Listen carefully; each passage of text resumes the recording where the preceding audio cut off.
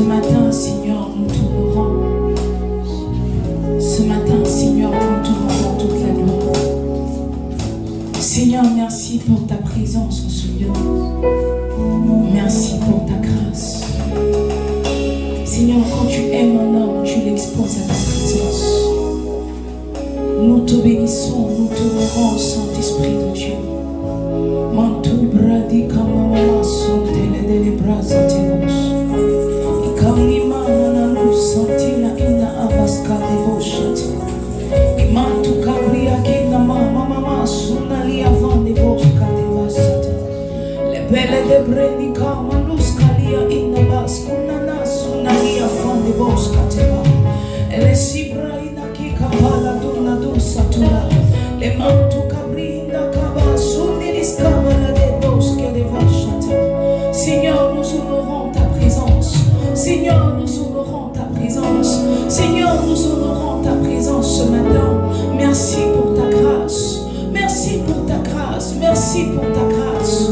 Merci pour ta grâce. Merci pour ce dimanche. Merci pour ta présence qui ne nous fait pas défaut. Seigneur, alors que nous sommes dans ta présence, nous te prions, Saint-Esprit de Dieu, que quelqu'un qui est venu fatigué reparte, Seigneur, avec de la force. Que quelqu'un qui est venu abattu, Seigneur, soit consolé dans son cœur, soit fortifié dans ses sentiments. Que quelqu'un qui était venu chercher des réponses, que la personne qui se posait des questions, Seigneur, puisse trouver la solution dans ta présence. Seigneur, alors que nous sommes là, laisse ta lumière nous éclairer. Laisse ta présence, laisse ta présence, laisse ta présence nous faire du bien.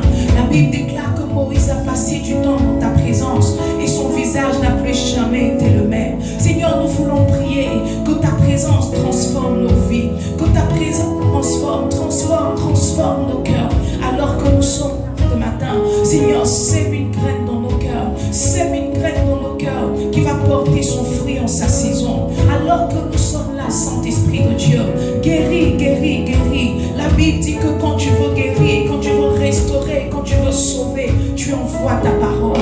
Que ta parole, Seigneur, qui sera relâchée ce matin, Seigneur, elle est fait escompter. Que quelqu'un reparte de ta présence, Seigneur, avec une semence, avec un peu plus de toi, avec un peu plus de ta présence, avec un peu plus de ta présence. Que quelqu'un qui te désirait, Seigneur, qui avait soif de toi, puisse voir sa soif étanchée. Merci, Saint-Esprit de Dieu, pour ta présence. Merci, Saint-Esprit de Dieu. Merci, Seigneur Jésus, pour ce que tu es, pour ce que tu fais, pour ce merveilleux culte d'action de grâce, Seigneur. Ce matin, nous voulons t'honorer et nous voulons t'acclamer, Jésus. Nous voulons t'acclamer, Jésus. Nous voulons pousser des cris de joie, pousser des cris de joie, pousser des cris de joie. Merci, Seigneur. Alléluia. Alléluia. Alors, va vers un voisin, salue-le. Dis-lui, mon frère, bonjour. Que Dieu bénisse ton dimanche, n'est-ce pas? Que Dieu bénisse ton dimanche. Je suis béni de t'avoir comme voisin. Dis-lui, je suis béni de t'avoir comme voisin, c'est la vie. Dis-lui, je suis béni de t'avoir comme voisin, c'est la vie. Alors, nous sommes aujourd'hui le 3e dimanche, n'est-ce pas, du mois de novembre. Et depuis le début de ce mois de novembre, nous avons commencé à traiter un thème, à développer un thème qui est connaître Dieu. Dis à ton frère, connaître Dieu. Dis-le bien, connaître Dieu. Alors, la première semaine, n'est-ce pas, nous avons posé les bases, nous avons posé les fondements. La deuxième semaine, nous avons parlé de... La deuxième semaine, nous avons parlé de connaître Dieu à travers les Écritures, n'est-ce pas?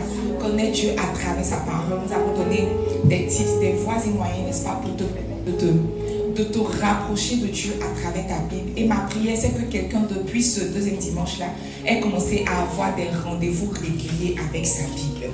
Alors, la semaine dernière, nous avons parlé de l'amour de Dieu, n'est-ce pas? Nous avons dit qu'en dépit de tout ce que nous pouvons faire, en dépit de tout ce que nous pouvons devenir, s'il y a une vérité que nous ne devons pas omettre, c'est que Dieu nous aime, n'est-ce pas? C'est que Dieu nous aime réellement et que l'amour de Dieu est inconditionnel. L'amour de Dieu ne dépend pas de ce que nous faisons. L'amour de Dieu ne dépend pas de ce que nous produisons en tant que chrétiens. C'est vrai que Jésus appelle tous les chrétiens à porter du fruit, à porter beaucoup du fruit. Il dit, quand vous serez en train de porter beaucoup de fruits, c'est alors que mon Père sera glorifié. Mais en réalité, Dieu ne nous aime pas à cause du fruit que nous portons. Dieu nous aime parce qu'il a décidé de nous aimer. Et la semaine dernière, nous sommes exposés à l'amour de Dieu. Et je veux prier, n'est-ce pas, que quelqu'un dans ce temps, que quelqu'un dans cette église se sente continuellement aimé de Dieu. La plupart des dépressifs sont à l'église. La plupart des personnes qui ont des problèmes avec leurs émotions, qui ont des problèmes avec la vie, quand ils se couchent, pourquoi moi, qu'est-ce que je vais devenir, la plupart des personnes qui ont ces problèmes-là sont à l'église. Parce qu'en réalité, ils ne réalisent pas le grand amour de Dieu pour eux. Ils ne réalisent pas. Dis à ton voisin que Dieu t'aime. Dis-lui Dieu t'aime. Et que c'est parce que Dieu t'aime qu'il t'éprouve. Au fait, l'épreuve que tu es en train de vivre là, c'est parce que Dieu t'aime. Si Dieu ne t'aimait pas, ta vie allait pire. Mais comme Dieu a décidé de t'aimer, ta vie ne va pas. Bon, ça va bien. Mais c'est quelques petites épices, n'est-ce pas? Actuellement, nous sommes beaucoup sur notre première fille parce qu'elle passe examen. Avant, ne lui mettez pas la pression, mais cette année, elle passe en 6e. Elle passe le CEP, elle passe le CEP. Donc, on est beaucoup sur elle, il y a beaucoup de pression sur elle à cause du résultat qu'on attend d'elle. Mais après, quand elle était dans les classes intermédiaires, on la laissait juste étudier. Donc, la pression que tu sens actuellement, la pression que tu sens, les difficultés que tu sens dans ta vie, c'est parce que le regard de Dieu s'est posé sur toi. Et quand Dieu met sa lumière sur toi, sa lumière n'éclaire pas que les bonnes choses. Sa lumière aussi attire les ténèbres. Est-ce que vous savez qu'un poule attire, comment on appelle ça? Insectes. Les rebelles disent rien, c'est ça, non? Attire insectes, les insectes là, les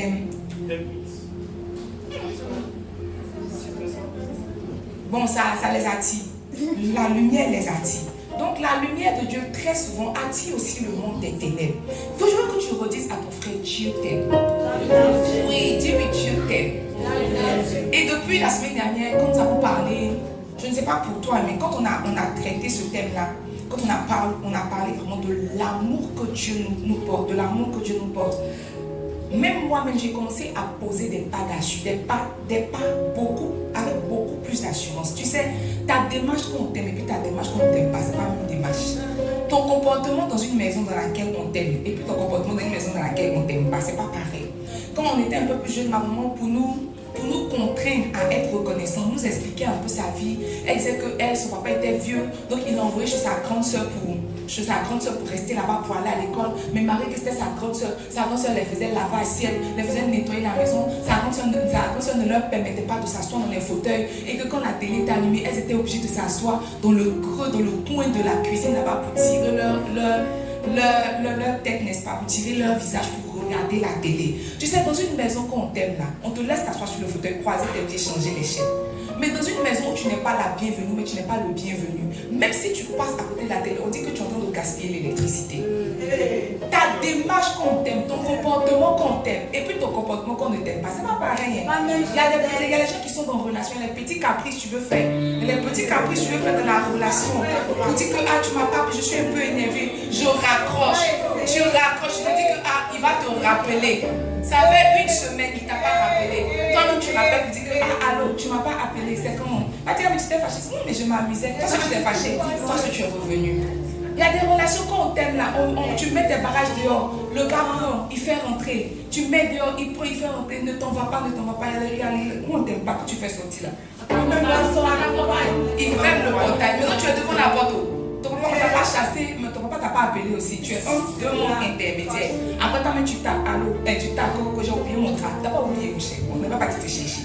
Tu vois ton comportement quand on t'aime, et puis ton comportement quand on ne t'aime pas, ce n'est pas pareil. Et quand on a, pas que je ne savais pas que Dieu nous aimait, mais vraiment réaliser, se rendre compte, m'a permis à moi, je ne sais pas pour toi, de poser des pas avec beaucoup plus d'assurance. Même ma qualité de prière a changé. Généralement, quand on prie en tant que chrétien, on est dans la supplication, c'est ça, non? Seigneur, on est dans la supplication, s'il te plaît, aie pitié de moi, pose tes regards sur moi. Mais quelqu'un qui demande, en sachant qu'il demande à son papa, en sachant qu'il demande à quelqu'un qui l'aime, non pas, c'est pas la même manière de demander. Dis à ton frère que Dieu t'aime. Dis-lui que Dieu t'aime. Tu es la prunelle des yeux de ses yeux et ça ne va pas changer de sitôt. Alors aujourd'hui, nous parlons dans notre sous-thème.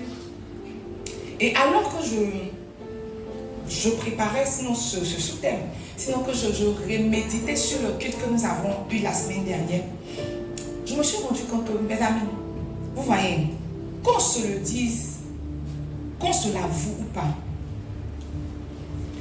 quand quelqu'un t'avoue ses sentiments-là, même s'il ne te dit pas réponds-moi, il attend une réponse. Il ne te dit pas je t'aime. Oui ou non, quand on était jeune, tu fais une case, c'est pas ça. Si tu m'aimes, il faut cocher. Si tu ne m'aimes pas, il ne faut pas cocher. C'est ça, non? Donc tu vois, quand quelqu'un t'avoue ses sentiments, quand il te dit que je t'aime bien là, il ne te dit pas réponds-moi, mais tu es conscient de ton esprit que toute déclaration d'amour nécessite une certaine réponse. Toute déclaration de sentiment, toute exposition de sentiment nécessite une certaine réponse. Tu sais, merci là, ce n'est pas la réponse à je t'aime. Je t'aime, merci. En fait, c'est une réponse, mais ce n'est pas la réponse adéquate. Quand quelqu'un te fait une déclaration d'amour, quand quelqu'un te dit que je t'aime, il s'attend à moi aussi. Je t'aime, mais tu veux dire quoi par là? Je t'aime, tu veux dire je t'aime. Il n'y a pas beaucoup d'explications à je t'aime, tu vois. C'est quand quelqu'un ne t'aime pas que la réponse tarde. Sinon, quand on voit un message, on dit que je t'aime, tu me manques aussi. Hey, tu me manques aussi. Mais tu vois, quand tu as envoyé un message, je t'aime à 11h jusqu'à 16h, tu n'as pas répondu. Puis tu n'as pas vu mon message. En fait, j'ai vu, mais comme les sentiments ne sont pas réciproques, je n'ai pas su comment te répondre. Et puis maintenant, je réponds, j'ai pas vu. Et puis tu te dis que il faut me répondre. Et puis maintenant, tu vas, puisque tu ne veux pas mentir, tu mets émoudi. Parce qu'en réalité, les sentiments ne suivent pas. Toute déclaration d'amour nécessite une certaine réponse. Et la semaine dernière, nous avons dit que Dieu nous aimait, n'est-ce pas? Nous avons vu à travers la parole de Dieu, nous avons vu à travers les Écritures que Dieu nous aimait. Et aujourd'hui, n'est-ce pas, je veux t'exposer toi-même, sinon je t'ai déjà exposé au cœur de Dieu. Mais je veux exposer Dieu à ta réponse. Dieu dit qu'il t'aime, et toi? Demande à ton voisin. Dieu dit qu'il t'aime, et toi? Faut lui demander, Dieu dit qu'il t'aime, et toi? Faut bien lui demander, Dieu dit qu'il t'aime, et toi? Ton voisin dit quoi?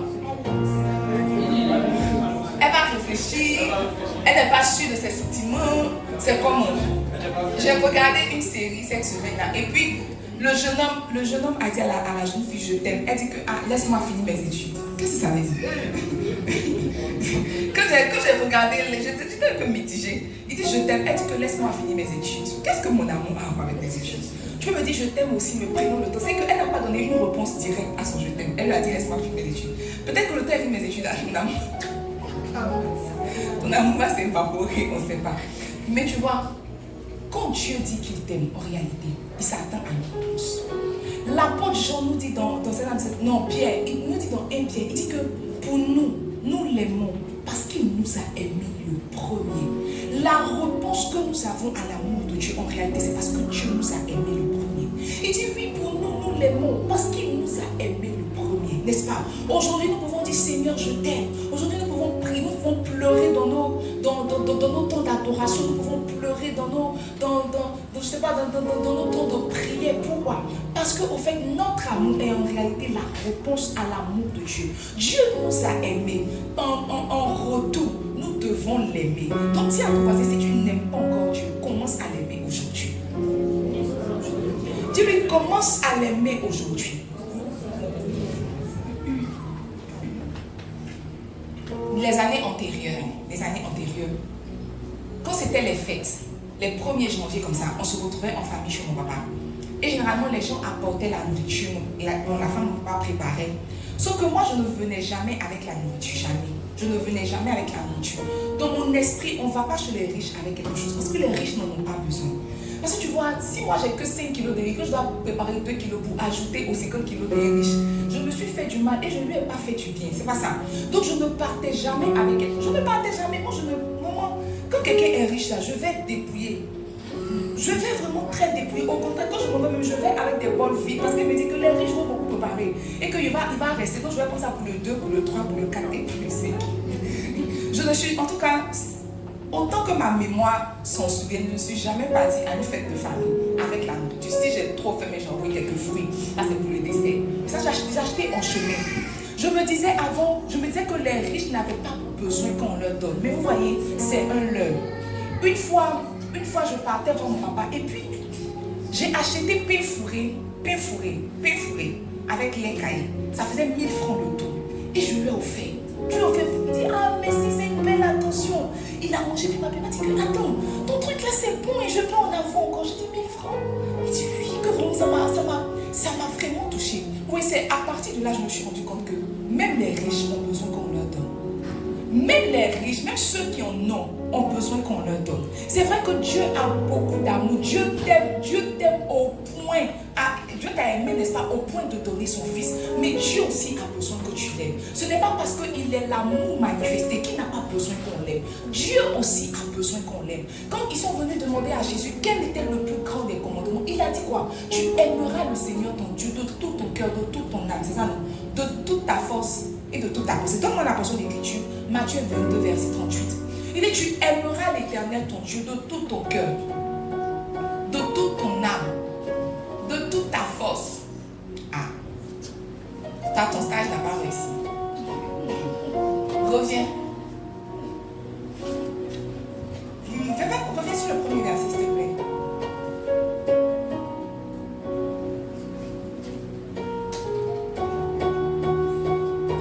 Il y a une raison pour laquelle les stagiaires sont accompagnés. C'est parce que les stagiaires sont encore performants. Matthieu 22, le verset 37. Jésus lui répondit. Non, reviens verset 36, s'il te plaît.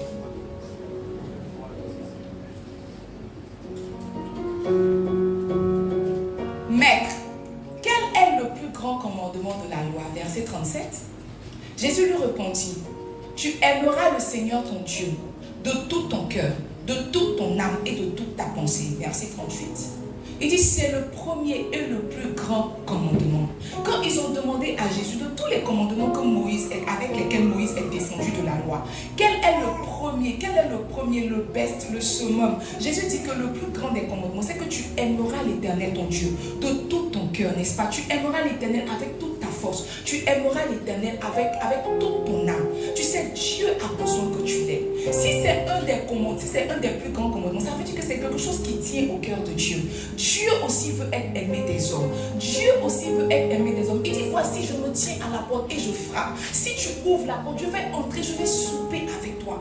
Beaucoup d'entre nous venons nous asseoir à l'église, écouter la parole, écouter le message, mais sans pour autant laisser Dieu vraiment entrer dans notre cœur, sans pour autant permettre à Dieu, n'est-ce pas, d'avoir la place qui lui revient de droit. Mes amis, c'est celui qui a payé, c'est celui qui doit le plus manger. C'est parce que Jésus a donné ce qu'il avait de meilleur pour toi qu'il mérite que tu l'aimes de tout ton cœur, de toute ton âme, de toute ta force. Mon Père spirituel dit, ce qu'on peut exiger de quelqu'un dépend de ce que la personne a fait pour nous. Quand Jésus te dit qu'il veut que tu l'aimes de tout ton cœur, de toute ta force et de toute son âme, là, il ne le dit pas en vain. Il le dit parce que tu vois, alors que tout le monde t'aurait rejeté, lui il t'a appelé. Alors que tout le monde t'aurait jeté la pierre, lui il t'a récupéré. Alors que le monde allait t'appeler par le nom de ton péché, quand tu allais passer, le monde allait t'appeler avorteuse, le monde allait t'appeler alcoolique, le monde allait t'appeler fornicateur, le monde allait t'appeler gigolo. Mais quand il est rentré dans ta vie, il a changé ton histoire, il a redirigé tes pas. Cette personne mérite que tu l'aimes. Mes amis, il y a des personnes qui se sont mariées avec des hommes, pas parce qu'elles les aimaient, parce que tu vois que le gars est rentré dans sa vie, il a fait une entrée fracassante. Juste par reconnaissance, elle est obligée de l'aimer. Tu vois, tu n'as pas le droit de dire que toi tu n'aimes pas Dieu, mais tu ne veux pas aimer Dieu. Ou bien tu veux aimer Dieu à ta manière, parce que ce que Jésus a misé pour ta voix est beaucoup trop, On a notre frère ici qui va bientôt se marier. Quand on lui a donné la liste de dot, il sortait de mon bureau et sa fiancée, il dit que si je paye ça là, je ne veux pas entendre, je n'en disconviens pas. Oui, il dit que quand je vais payer ça là, je ne disconviens pas là. Je ne veux pas entendre. Parce que tu vois, le prix qu'il s'apprête à payer est tellement énorme qu'il est en train de dire qu'il y a des choses que tu ne peux pas me refuser. Tu vois, le prix que Jésus a payé pour toi là est tellement énorme que tu n'as pas le droit de lui refuser ton cœur. Il y a un va-nu-pied à qui là-bas tu as donné toute ta vie. Il n'est même pas capable de te faire déposer tout. C'est vrai, maman, j'ai quitté là-bas ou bien. Il n'est même pas capable de te faire déposer qui. Toujours lui, il a un jeton qui doit. Son jeton n'est jamais suspendu. Toujours il a des projets d'avenir pour toi. Lui-même il ne voit pas son avenir, mais il voit toi ton avenir dans son avenir. Tu vois, mais tu vois, il te parle jusqu'à tu le crois. Moi ton pasteur dimanche je me mets, si je te prêche, je dis forniquer n'est pas bon, tu pleures, quand tu sors il t'appelle, il dit viens, tu t'en vas. Tu t'en vas. Tu peux l'écouter. Tu peux l'écouter à cause de quoi? Un peu de qui? Un peu.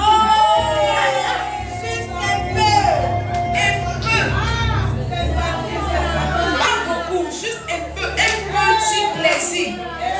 Un petit plaisir. Tu peux courir pour partir, mais moi je me mets ici. Je vais prier la veille jusqu'à matin, venir prêcher. Tout ce qui était dit là, quand il t'appelle comme ça, c'est comme si c'est fini. Tu es prêt. Tu es prêt à tout lui donner. Tu es prêt à tout lui donner. Mais tu vois, celui qui s'est mis à la croix pour toi, celui qui a donné sa vie, son sang pour toi, celui qui s'est humilié. Mon pasteur prêchait la dernière fois, il disait comme ça que souvent quand on parle du récit de la croix là, il y a des détails qu'on nomme. Tu sais, ils ont crucifié Jésus nu. Ça veut dire que ça et tous les autres étaient dehors. Ça pendait. C'était là. C'était là. C'était là. Au vu, n'est-ce pas? Au vu de tous, c'était là. Ils l'ont humilié, ils ont flagellé, ils ont percé sa tête, ils ont percé son côté. Et puis il a dit tout est accompli. Il a subi ça. Il dit Père, non pas ma volonté, ta volonté. Parce que tu vois, il avait un but de racheter, de ramener à lui. Toi, tu dis que non, lui ne mérite pas mon amour. Il y a quelqu'un quelque part là-bas qui me fait vibrer. Regarde, si quelqu'un devrait mériter ton amour, c'est Jésus.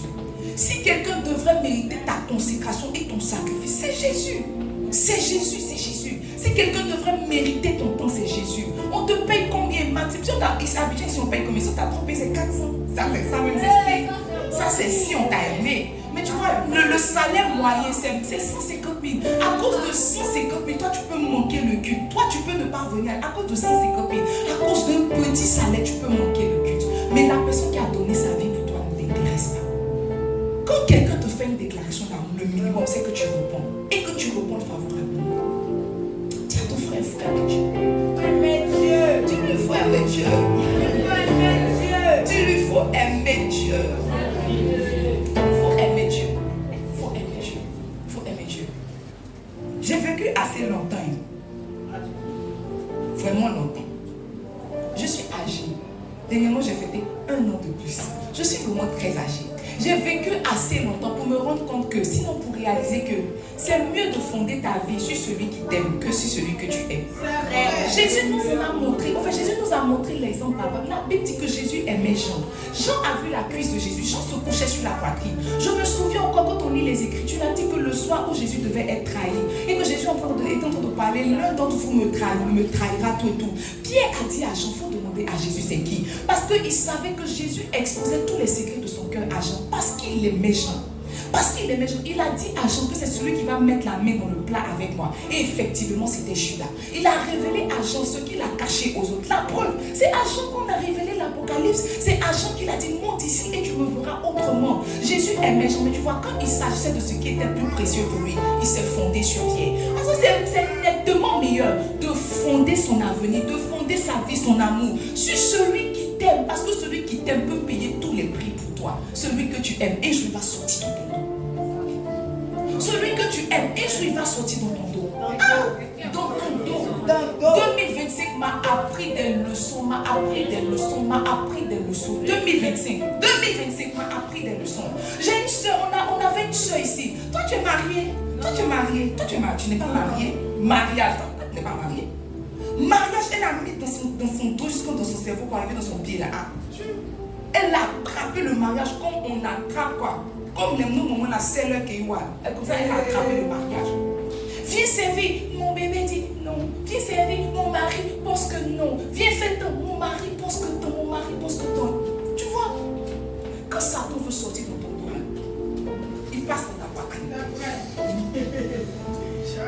Il est passé dans ta poitrine. Il est passé dans sa poitrine pour sortir dans son dos.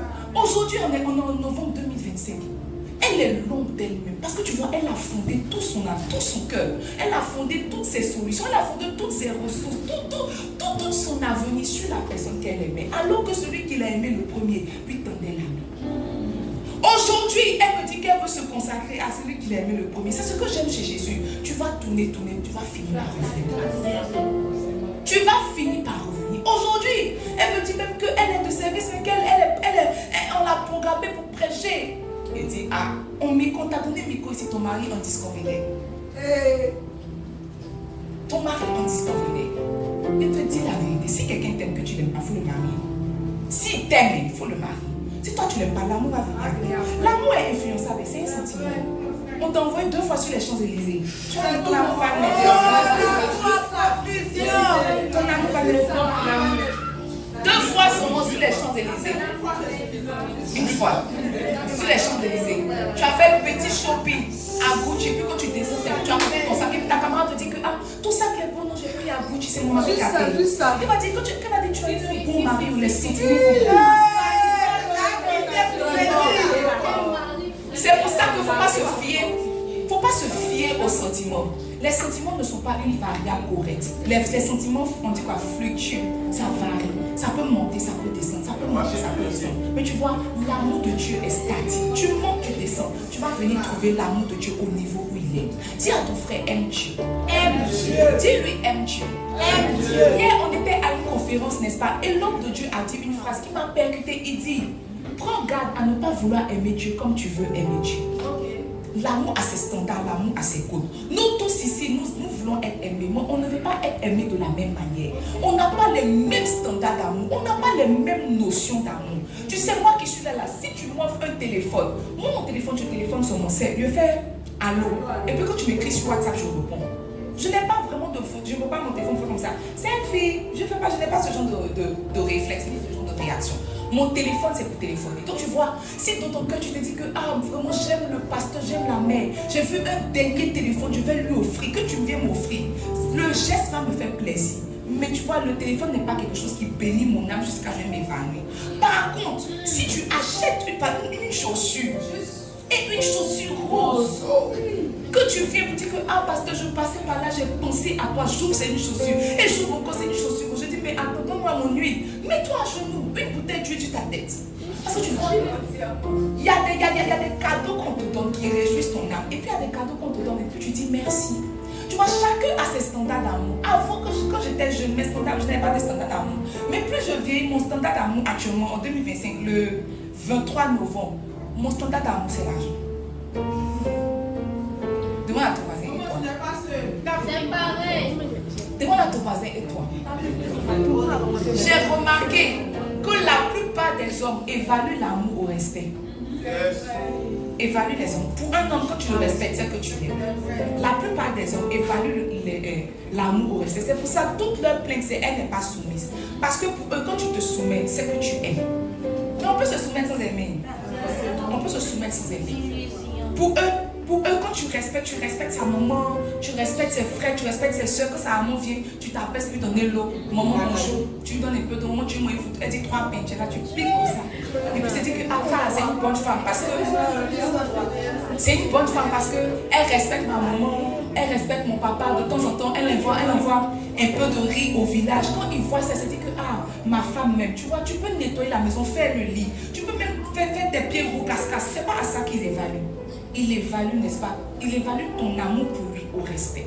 Généralement, la plupart des femmes évaluent leur amour. C'est ça, évaluent l'amour de leur mari pour eux, aux petites attentions. Et dans les petites attentions, la plus grande, c'est l'argent. Puisque je suis une femme, laissez-moi parler au nom des femmes. Tu peux vouloir faire plaisir à ta femme, de temps en temps tu as acheté une chaussure, un peu d'habits, un peu de cheveux, c'est bon. Mais tu vois, s'il y a un cadeau qui ne tape jamais, c'est l'argent. Et alors que nous entrons en décembre, s'il te plaît, cette année, fais un petit effort. Alors que nous sommes en train d'entrer dans le mois de décembre, cette année, fais un petit effort. Si l'année dernière, tu lui avais donné 500 000, cette année, passe à 1 000. Ou bien. Je n'ai pas entendu Amen. Amen.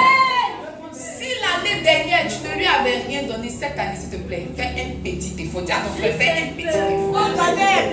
Dis-lui, fais un petit effort. Alors, ce que je sens, ce que j'étais en train de dire, c'est que Dieu a ses standards, n'est-ce pas? Dieu a ses standards d'amour.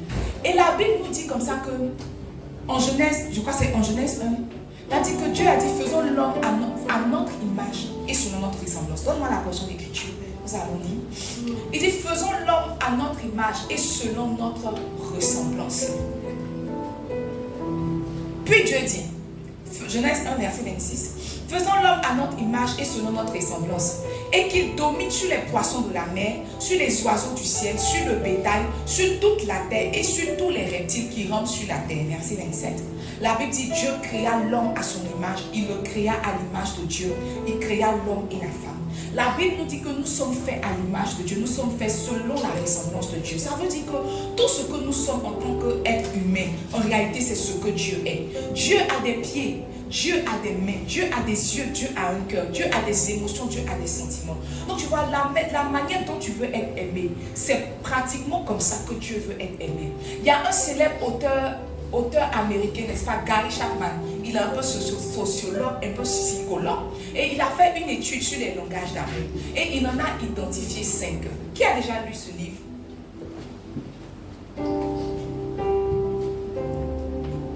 Vous lisez quoi? Frank Matt. Il a écrit ce livre-là, Les langages d'amour, n'est-ce pas? Il parle de tout ce qu'on peut faire, n'est-ce pas, pour aimer quelqu'un. Bon, il a catégorisé les hommes. Bon, il a c'est ça, non, les êtres humains. Il nous a scindés en 5 catégories. Et à partir de ces 5 catégories-là, il a tiré des langages d'amour. Donc, il a dit comme ça que quand un homme se sent aimé, il peut se sentir aimé par tel moyen. Et si nous sommes à l'image et à la ressemblance de Dieu, ça veut dire que certainement dans cette étude-là, Dieu aussi a sa manière d'être aimé. Dis à ton frère, Dieu aussi a sa manière d'être aimé. Dieu aussi a sa manière d'être aimé. Et ce matin, je veux partager avec toi, n'est-ce pas, 5 moyens par lesquels tu pourrais exprimer ton amour à Dieu. Parce que tu vois, quand un amour n'est pas démontré, il reste un sentiment. Quand il n'y a pas de manifestation à l'amour, ça reste un sentiment.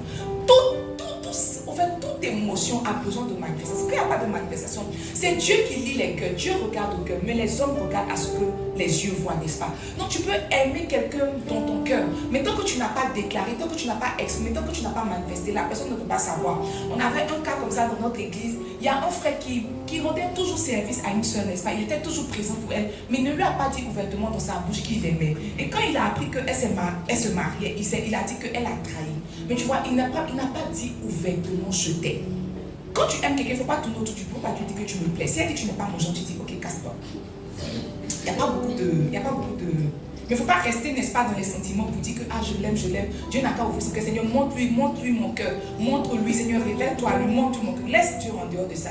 Va exprimer tes sentiments. Ah, ma soeur, depuis je te vois à l'église si tu me plais. Hier, le pasteur a prié, il a prié pour que les membres de l'église se marient entre eux. Et j'ai saisi cette parole. Je veux que mes fidèles se marient entre eux. Quand vous venez à l'église, regardez-vous.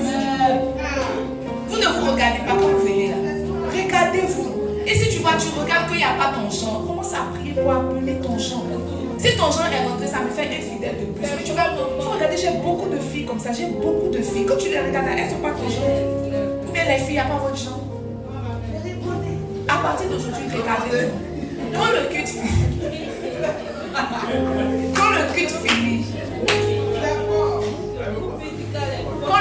finit, là, mettez-vous au portail. Et puis le frère passera. Il ne faut pas regarder son présent. Il faut avoir une vision. Parce que si moi je regardais le présent de mon mari, il n'est pas le mari. Il faut avoir une vision. Il faut avoir une vision. Il faut avoir une vision. J'expliquais au fil du mardi que quand j'ai rencontré mon mari, il portait. Parce que vous avez connu Batio. Lui, c'était pas Batio, il portait bas entonnoir. Je peux dire que c'était tellement simple. Au fait, il y avait le style Batio. Mais même quand il achetait Batio, il serrait. Jusqu'à présent, je ne comprends pas le style. Il serre le bas. Et puis quand il serre le bas là, quand on va s'habiller comme ça, là, il met sa fille. En fait, il comprenait.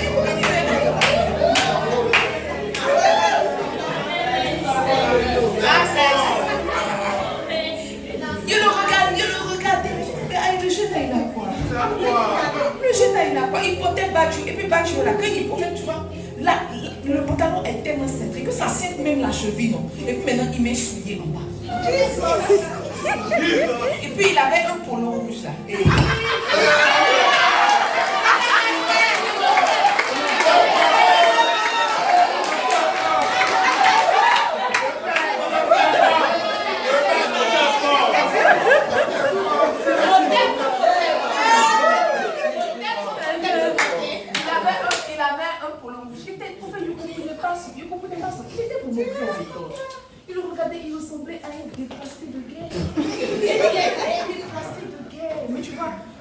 regardé à la porte. Et même le mari, je lui rappelais que vous savez que quand on se mariait là, il se tchatchoussait. Il se tchatchoussait. Mardi, on en parlait. Il se tchatchoussait, il se lavait avec des capots. Il se tchatchoussait. Je dis, mais qu'est-ce que tu as? Et puis il me dit que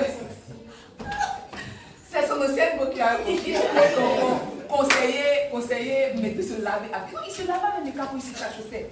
Et la fois, on était dans la maison, il dit que ma femme, je ne retrouve pas mon thé. Il dit, c'était pas ton thé. C'est pas ton thé, tu es. En fait, le thé que tu avais là, c'est pas ton thé. Il dit que avant, tu te lavais avec des capots, tu ne sais pas ton thé, tu es noir. Tu es noir. Et vous voyez, Dieu a des manières de se sentir aimé. Et ce matin, je veux partager avec toi, n'est-ce pas, 5 moyens par lesquels tu pourrais exprimer ton amour à Dieu, me basant bien évidemment sur l'étude qu'a fait notre auteur Gary Chapman. Je t'invite à acheter, toi qui vas te marier bientôt, à acheter ce livre et à le lire, n'est-ce pas, et à le lire. Alors, le premier moyen par lequel on pourrait exprimer notre amour à Dieu, ce sont les paroles valorisantes. Dis à ton frère les paroles valorisantes. Dis-le bien, les paroles valorisantes. Alors, j'ai une fille comme ça. J'ai ma deuxième fille qui est comme ça. C'est une enfant, quand tu commences à la valoriser, elle sort tout son potentiel. Quand tu commences à lui dire que, Péniel, attends, la dernière fois elle est en train d'écrire A. Parce que maintenant ils écrivent au script, c'est ça non? Maintenant ils écrivent en quoi? Scribe. Maintenant ils écrivent en scribe. Donc on lui a donné des exercices pour écrire A en scribe. Donc avant on écrivait A comme ça. Maintenant ils font A comme avant. Ils écrivent A comme ça. Donc on lui a donné l'exercice. Et puis elle a écrit A en scribe.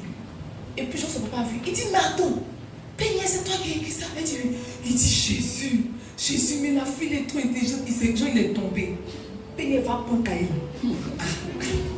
Elle écrit avec elle veut dire sur le cahier, il dit doucement, c'est que des lettres. Donc elle est en fait, parce qu'il lui a dit que tu es forte là, elle veut maintenant montrer que quand on parle de script, c'est ton domaine. Les paroles valorisantes, il y a des personnes qui se sentent aimées comme ça.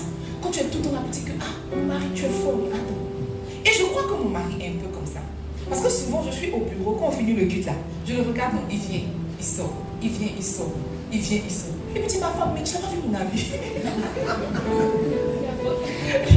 Il dit, ma femme, il dit, si, tu es très bien habillée. Il dit, ok, et puis il sort. Et puis il sort. Il dit, tout souvent qu'il le voit, il fait un truc, deux trucs. Il dit, il n'y a pas failli voir. Il te dit, mais il fait comme ça. Ok. Mariez-vous. Il y a trop de scènes dans le mariage. Mariez-vous. Il tourne et puis il dit, en fait, tu vois mon habit ici. Mais il est mis dans bleu, il dit en tout cas tu es bleuifique aujourd'hui. Tu es bleuifique aujourd'hui. Et vous voyez, il y a des personnes qui sont comme ça, qui aiment qu'on les valorise. Ah ma femme, tu es belle, mais regarde comment tu es, waouh, quelle créature. Quand elle entend ces paroles-là, elle se sent forte, elle se sent, n'est-ce pas, elle se sent femme. Et Dieu est aussi comme ça. Dis à ton frère, Dieu est aussi comme ça. Dis-lui, Dieu est aussi comme ça. Matthieu 6, le verset 9, donne-moi la portion d'écriture s'il te plaît. Matthieu 6, le verset 9. Il dit, voici donc comment vous devez prier. Notre Père qui est aux cieux, que ton nom soit sanctifié. Vous voyez, généralement, quand on rentre dans la présence de Dieu, on vient tout de suite pour demander. Il y a des personnes même qui rentrent dans la présence de Dieu et puis qui commencent à parler en langue. C'est bon, mais souvent c'est un piège. Jésus nous a montré comment prier. Il dit, quand vous rentrez dans la présence de Dieu et que vous devez prier, commencez par dire, notre Père qui est aux cieux, que ton nom soit sanctifié. En fait, commencez à chanter ses louanges. Commencez à lui dire, tu es le plus grand, tu es le plus beau, tu es le plus fort. Seigneur, on a connu des dieux, on a entendu parler des dieux, mais toi, tu restes le meilleur. Toi, tu restes le suprême. Oh Seigneur, j'ai entendu parler de Bouddha, mais on peut trouver la tombe de Bouddha. J'ai entendu parler d'un tel, mais on peut trouver sa tombe. Mais toi, jusqu'à aujourd'hui, ton tombeau est ouvert en Israël. Vous voyez, ce sont des paroles valorisantes. C'est commence à dire à Dieu, oh Seigneur, tu es merveilleux. Seigneur, tu es glorieux. Souvent, on fait la louange qu'on instaure dans l'église, ça ne commence pas par les pas. La louange commence par une attitude de cœur. La louange commence par les paroles qu'on élève. Remarquez la plupart des louanges, c'est quoi? Remarquez la plupart des paroles des chants de louange, c'est quoi? C'est les paroles valorisantes. valorisantes. C'est des paroles valorisantes. Oh Seigneur, tu es élevé au-dessus de tout. Tu es glorieux, tu es merveilleux. Tu es merveilleux, tu es élevé. Quand Dieu entend ça, il se sent aimé, il se sent touché. Ce n'est pas en vain que la Bible dit que Dieu siège au milieu de la louange de son peuple. David dit, entrez dans ses parvis, n'est-ce pas? Avec des quoi? Avec des actions de grâce, avec des cris de louange. Parce que Dieu aime ça, ça l'excite. Quand quelqu'un entend de lui dire que, oh Seigneur, tu es glorieux, tu es merveilleux, il excite la présence de Dieu. Dieu descend naturellement là où il est élevé. Au lieu de prier pour dire, Seigneur, descends ta présence, commence à trouver des paroles valorisantes. Moi, il y a une prière que je fais toujours qui attire la présence de Dieu. Ça ne tape jamais, ça tape jamais poteau. Mais je ne vais pas te dire, bien sûr. C'est une prière personnelle, mais tu vois, quand je commence à dire ça, et tu vois, ce n'est pas une prière que j'ai écrite. C'est une fois, j'étais en train de faire un truc, et puis, j'étais un peu bloquée. J'étais vraiment bloquée. Je réfléchissais, je ne percutais pas. Et puis, j'ai fait un temps. J'ai posé un temps. Et puis j'ai commencé à parler en langue. Vous voyez, c'est comme si quand j'ai commencé à parler en langue, la solution est apparue. La solution est montée dans mon esprit. Et je me suis assise, je dis que, ah Seigneur, au fait, tu es tellement intelligent. Tu es tellement intelligent. Et j'ai commencé à parler. Tu sais que tu vois, tu es tellement intelligent, pas seulement dans les études, mais regardez comment Dieu fait concourir les vies. Tu sais, Dieu t'a fait passer une fois sur un chemin pour que tu me rencontres. Dieu t'a fait passer une fois sur un chemin pour que tu rencontres ton frère, pour que tu rencontres ton mari. La probabilité que ton mari soit ton mari était de 0,0001. Moi, j'ai rencontré mon mari comment? Ma maman avait un pianiste et puis son pianiste lui a fait faux bon. Et puis un pianiste a envoyé mon mari pour remplacer le pianiste. Et puis, non, mais c'était pas mon église. Mon mari est venu jouer ce jour-là. Et ce jour-là, moi, j'ai fait que chez ma maman. C'est ce jour-là qu'on s'est rencontrés. Si quelqu'un n'est pas intelligent, il ne peut pas faire concourir les pas des gens comme ça. Il ne peut pas. C'est une certaine intelligence. Tu vois, c'est une intelligence qui fait que les gens font point et chaussée. Ils tournent les ronds-points. Ils font de sorte à ce que les voitures tournent, mais ne se cognent pas. Donc, si Dieu peut faire que les vies se rencontrent, si Dieu peut créer les connexions, c'est que Dieu est extrêmement intelligent. Il y a une dimension du Saint-Esprit qu'on appelle esprit d'intelligence. Dieu est extrêmement intelligent. Quand on parle d'intelligence, on parle d'Einstein, on parle des gens qui ont créé la lumière, on parle des gens qui ont créé l'avion, on parle de Zuckerberg, mais tu vois, ils sont rien comparés à Dieu. Dieu est extrêmement intelligent. Dieu est le plus beau des fils des hommes. On a vu des personnes qui étaient belles, qui étaient magnifiques. Mais la Bible dit qu'il est le plus beau. De tous les fils des hommes confondus, Dieu est le plus beau. Imaginez sa beauté. Imaginez un peu sa beauté. Imaginez un peu les traits de son visage. Imaginez. Jean dit que quand je l'ai vu, quand je le vis, je tombais à ses pieds. Tellement sa beauté était décellante. Imagine, tu es dans la présence de Dieu, puis tu es en train de parler. Oh Seigneur, tu es le plus beau. Ah Seigneur, tu es le plus beau. Quand je vois l'étendue des mains, quand je vois ce que tu peux fabriquer, quand je vois les fleurs, si quelqu'un peut produire ça, j'imagine ta beauté à toi. J'imagine ta beauté à toi. Dieu aime les paroles valorisantes. C'est pas toujours quand on a besoin de Dieu, Seigneur, donne-moi un mari, donne-moi un enfant, donne-moi un travail. Souvent, tu peux t'asseoir et puis commencer à contempler. Le chant Adam dit qu'un jour, il était en train de courir au bord de la mer. Et puis, il était arrêté, puis il regardait l'étendue. Et puis, il dit que c'est là qu'il a composé. Tu es plus grand. C'est ça, non? Que tout ce qu'on dit de toi. C'est ça, non? Vraiment grand. Que tout ce qu'on dit ici-bas. Tu es plus grand que les mots du dictionnaire. Vraiment grand que tout ce que tu fais. Il dit que c'est. En fait, il courait. Et puis il s'est arrêté devant l'étendue de la mer. Et puis il s'est rendu compte que si la mer ne finit pas, et Dieu. Si la mer ne finit pas, et Dieu. Les paroles valorisantes. Dis Seigneur, tu es la meilleure rencontre que j'ai faite dans ma vie. J'ai eu des expériences, j'ai eu des relations, mais quand toi tu es entré dans ma vie, tu as tout cassé, tu as tout changé. Des paroles valorisantes. Seigneur, j'ai rencontré des personnes qui m'ont fait du bien, mais il n'y a pas quelqu'un qui m'a fait du bien comme toi. Il n'y a pas quelqu'un qui m'a aimé comme toi. Il n'y a pas quelqu'un qui m'a porté comme toi. Les gens m'ont consolé, mais quand toi tu es venu me consoler, non seulement tu as essuyé mes larmes, mais tu as guéri mon cœur. Les paroles valorisantes. Dis à ton frère les paroles valorisantes. Oh, tu vis les paroles valorisantes. Je crois que c'est une des raisons pour lesquelles David était l'homme selon le cœur de Dieu. Si quelqu'un peut s'asseoir pour écrire tous ces psaumes-là, c'est parce qu'en réalité, sa vie était remplie de paroles valorisantes. Sa vie, il dit quoi? Comme une âme soupire après des cours, comme une biche soupire après des courants d'eau. Et si mon âme soupire après toi? Tu sais, quand tu draguais ta femme, tu étais poétique. Mais devant Dieu, tu deviens comme quelqu'un qui ne réfléchit pas. Tu deviens comme quelqu'un qui ne réfléchit pas. Regardez vos messages, les messages d'amour que vous vous envoyez là. Tu es mon soleil, tu es ma lune. Tu es mon étoile. Ils ont coupé courant à la maison, mais dès que tu m'as écrit, la chambre s'est illuminée. dis ça comme ça, tu dis que. Et puis le va-et-puis aussi répond, ah bon? Et puis tu renchéris. Au fait, ce n'est pas que la chambre que tu as illuminée. Quand tu es rentré dans ma famille, tu as illuminé. Tu parles comme ça, il dit, ok, elle te fait un petit dépôt. Imagine si les petites paroles peuvent exciter un dépôt. Imagine ce que tes paroles valorisantes peuvent exciter chez Dieu. C'est-à-dire qu'il descend dans la louange de son peuple. Maintenant, quand Dieu est là, aucune condamnation ne peut subsister. Quand Dieu est là, toutes les chaînes sont brisées. Souvent, on ne sait pas attirer la présence de Dieu parce qu'on ne sait pas être poétique. On ne sait pas être poétique. Hier, un homme de Dieu était en train de prier. En fait, j'ai ouvert mes yeux, je le regardais. J'ai dit, mais attends, il est poétique. C'est le prophète, je ne le regardais plus. Lui, quand j'entendais ce qu'il disait là, enfin, on avait même nos yeux pour prier. Mais j'ai ouvert mes yeux, j'ai dit, mais on ne peut pas être si poétique. En fait, il priait avec tant de poésie. Quand j'ai ouvert mes yeux, j'ai dit, on peut être poétique comme ça. On peut être poétique comme ça. Seigneur, je suis venu dans ta présence alors que je me tiens. J'envoie le feu dans le nord, le feu dans le sud. Tout hôtel de famille qui crie contre moi. Maintenant, vous entendez ma voix. Maintenant, lâchez.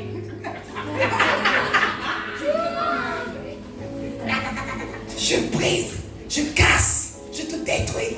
Dieu même, il est là. Il dit que tu viens d'entrer en tenue de combat.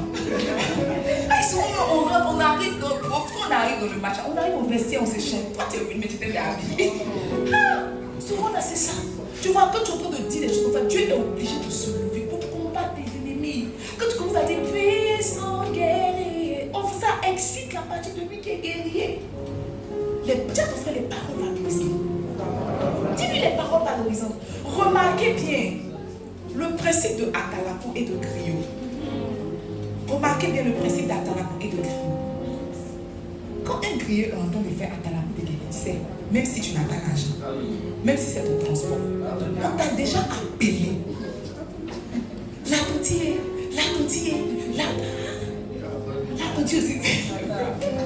La tontille. Maintenant tu vois, il sent que tu résistes. Il dit la tontille claire. Sur la table, là, tu es la seule clé. Sur la table, tu es la seule clé. Il y avait fête en famille.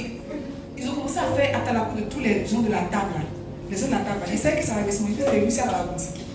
Pas à la boutique. Il dit, toi qui vas à la boutique. Bon, c'était un de nos tontons. Il chahutait. Il dit, toi qui vas à la boutique, tu vas revenir. Enfin, il veut l'argent.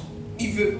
Non, tu vois, même si tu n'es pas préparé, mais parce qu'il a fait au monde, tout le monde, tu te lèves comme ça. On avait un mariage de notre soeur la dernière fois, on est parti au mariage. On n'avait pas l'argent. On n'avait pas monnaie, mais tu vois, quand on a commencé à faire le tour, et puis le DJ parle aussi, donc on voyait que ça allait venir à nous. On a commencé à casser nos pieds. On a commencé à casser ça. En fait, ça allait venir à nous. On a commencé à casser nos pieds. Oui, donc tu n'as pas 2000 là-bas, tu n'as pas 2000 francs là-bas, tu n'as pas 2500 là-bas. On a cassé nos pieds. Quand elle est venue maintenant, on a fait un petit travail, elle est partie. Tu vois, quand quelqu'un est loué là, il est obligé de se manifester, il est obligé de déployer sa majesté. Imagine si Dieu est loué. C'est pour ça que souvent on fait la louange, tu ne veux pas t'asseoir. Tu fais du mal à qui? Il faut t'asseoir. On fait l'eau, tu vois, les gens sont danser, tu te dis, c'est mon senti ici. C'est pas senti. Ils savent que quand Dieu va descendre, leurs odeurs vont disparaître. Ils savent. Toi, tu ne sens pas, mais tu repars tel que tu es venu. Ils savent que dans la louange, quand on peut dire à Dieu que tu es élevé, tu es le plus grand, ils savent que Dieu va venir. La Bible dit que David était tellement en train de danser, tellement en train de louer, que Michal l'a regardé à la fenêtre et dit que, aïe, mais comment un roi peut danser jusqu'à se déshabiller? Il dit, je danse devant le Dieu qui m'a préféré à mon père. La Bible dit que tu vois, peut-être que cette parole était fortuite, mais la Bible dit qu'à partir de ce jour, jusqu'à ce qu'elle meure, Michal n'a plus eu d'enfant. Toutes les fois où la louange est méprisée, il y a une forme de stérilité qui rentre. Il y a un jour où tu es parti dans une église, les gens ils peuvent te déposer, tu les as jugés, c'est ce qui a fait rentrer la malédiction dans ta vie. Quand on va partir au ciel là, tu vas voir que ce n'est pas ta fornication d'abord qui t'a condamné. C'est ta disposition de cœur. Il y a un jour, on a dit louer, on a dit ton nom, puis tu as dit la chambre comme ça. Ce jour-là, tu as fait entrer la malédiction dans ta vie. Parce que tu vois, tous ceux dans la Bible qui ont méprisé la louange ont écopé d'une certaine condamnation. Parce que la louange, ce n'est pas la part des hommes, la louange, c'est la part de Dieu. C'est la part de Dieu, les paroles valorisantes. Dis à ton frère les paroles valorisantes. Oh, n'hésitez pas à complimenter Dieu.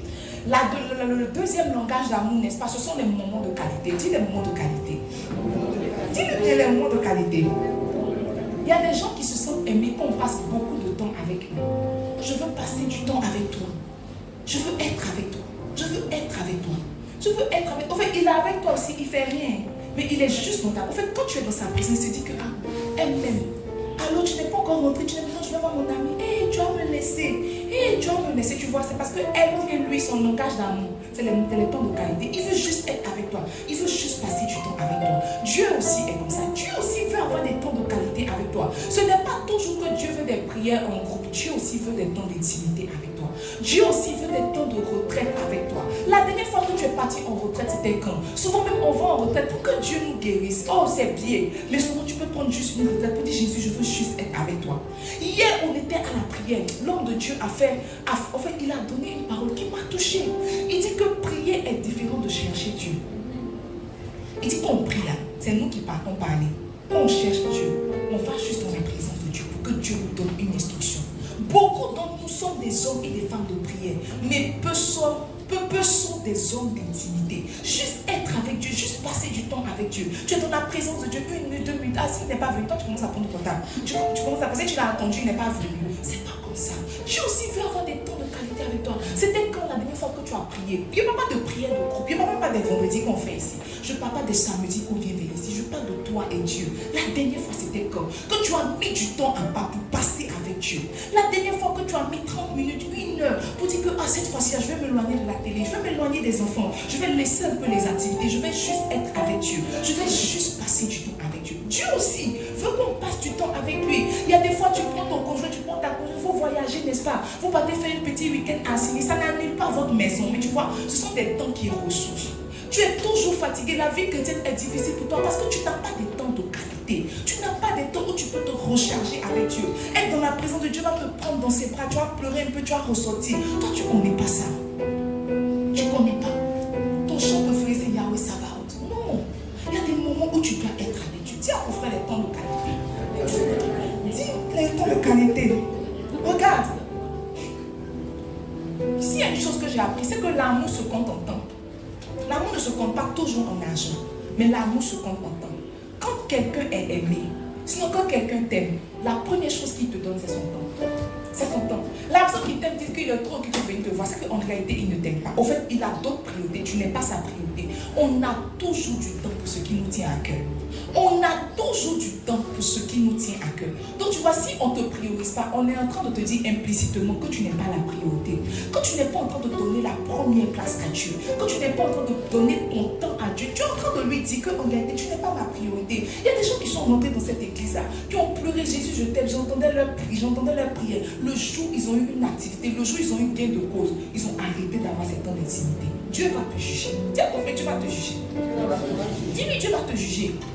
Tu es venu, tu pleurais, Seigneur, je n'ai que toi, je n'ai que toi. Et le cœur de Dieu, le cœur de paix de Dieu a parlé. Il dit, ok, peut-être, attends, je vais donner une petite situation à ma fille. Attends, je vais donner une petite situation à mon fils. C'est la situation-là que tu prends comme prétexte pour ne plus passer de temps avec Dieu. Toi, tu es trop fatigué. Le travail te prend trop de temps. Le mariage te prend trop de temps. L'enfant là te fatigue tellement. La Bible dit que la bénédiction de l'Éternel n'est suivie d'aucun chagrin. Mais toi, quand la bénédiction est rentrée, tu as pris la bénédiction comme excuse pour ne plus donner ton temps à Dieu. Dieu va t'arracher.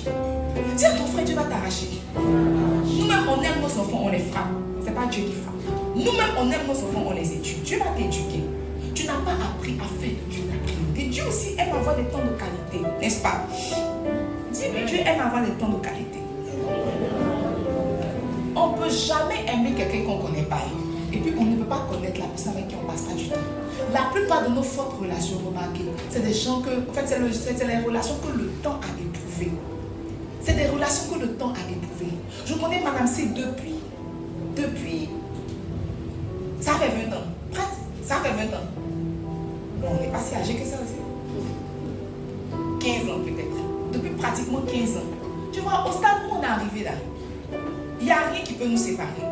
C'est quoi on va faire? Parler de quoi? Mari, non. Enfant, non. L'argent, non. Parle de Dieu. On se bat et puis on se réconcilie dans la présence de Dieu. Je veux dire que, en fait, la plupart des choses qui sont solides, c'est le temps qui les a éprouvées. Le temps les a éprouvées. Mais tu vois, le temps, mais tu ne peux pas mettre à disposition. C'est pour ça que ta vie chrétienne est comme ça. Ça va un peu, ça va pas. Parce que tu vois, tu ne veux pas donner ton temps. La première chose qu'on donne à Dieu, c'est son temps. Dis à ton frère, c'est ton temps. Alors, le troisième langage d'amour, c'est le toucher. Dis à ton frère le toucher. Dis-lui bien le toucher. Il y a des personnes qui se sentent aimées quand on les touche. Les gens qui sont très, on dit quoi, tactiles. Les gens qui sont très tactiles. Et puis seulement tu passes, on te tape. Et puis seulement tu passes, on te touche. Et puis seulement tu passes. Tu entends parler à la personne, en même temps sa main est dans tes cheveux. Tu entends parler à la personne, en même temps sa main est sur toi. Les gens qui aiment rentrer dans les côtes, dans les intestins des hommes. Et ma deuxième fille est comme ça aussi. Souvent elle est là, papa, tu es où? Il dit, je suis dans la chambre. Viens maintenant. Lui aussi dit, mon bébé, j'arrive. Maintenant. Et puis il demande que tu veux quoi? Non, je voulais te voir. Ou bien si il est assis. Si il est assis comme ça, elle est, je ne sais pas comment je vais vous dire. Elle veut rentrer dans son corps. En fait, elle ne va jamais venir vers toi sans te coller. Jamais sans te coller. Jamais. Il y a des personnes qui aiment le toucher. Dis à ton frère le toucher. Dis-lui le toucher. Dieu aussi aime qu'on le touche. Dis à ton frère, Dieu aussi aime qu'on le touche. Dieu aussi aime qu'on le touche. Tu sais, attends, je vais lire une portion d'écriture d'abord. Romains 12, verset 1 et 1 Corinthiens 7, verset 4. Chaque fois que nous monte dans la chair, ici on vous fait. Tu me donnes ma portion d'écriture. Romains 12, verset 1. Il dit, je vous exhorte donc, frères, par les compassions de Dieu, à présenter vos corps en sacrifice vivant, saint, agréable à Dieu, ce qui est votre service intelligent. 1 Corinthiens 7, verset 4. Il dit, car le corps de la femme ne lui appartient plus, il est à son mari. De même, le corps du mari ne lui appartient plus, il est à sa femme. Tu vois, quand on parle de toucher, on parle d'exclusivité. Dis à ton frère exclusivité. Dis-le bien, exclusivité. Tu as dit à Dieu qu'il est ton Dieu.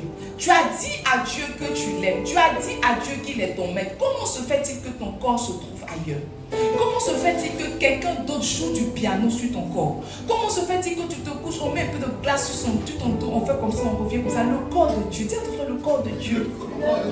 Dis-lui le corps de Dieu.